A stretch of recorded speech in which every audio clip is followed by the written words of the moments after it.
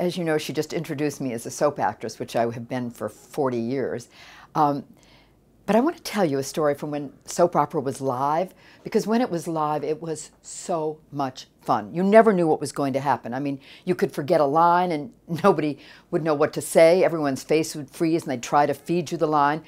But the worst thing that ever happened to me on live TV was a day when I was playing a cardiologist. I played a Nobel Prize winning cardiologist, and I was only 21 years old. And I had the most beautiful Chanel clothes that I could wear, you know, Chanel white shoes and a Chanel white suit to be a doctor, just looking fabulous. And I had lost a patient. I tended to lose a lot of patients because when a character was asking for too much money in their new contract, they'd send him to me and I'd kill him. Or they'd die, excuse me, the operation would fail.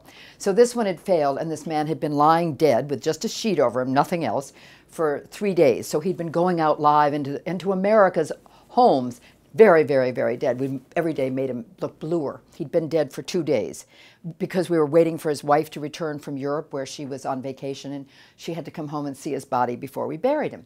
And finally she arrived, and she came in, and she looked at the dead body on the table, and she was smoking. We all smoked in those days in the cardiology units.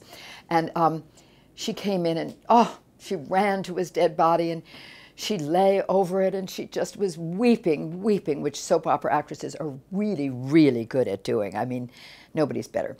And this huge ash from her cigarette fell on his absolutely dead blue body, and he sat up. Everybody, we all just froze, and his wife, without a hesitation, went, "He's alive, it's a miracle."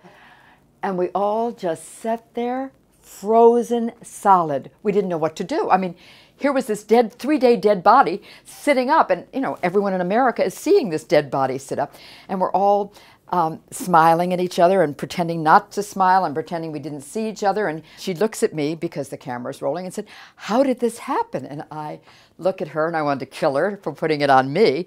So I pick up a hypodermic needle that's nearby, and I go, "Oh, I must have given him the pretend you're dead serum, and he's been pretending."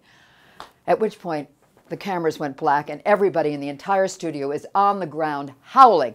And the actor got to play. I mean, they had to change the whole story, and he got to continue in the story. That was the way soap opera should still be. We had so much fun in those days.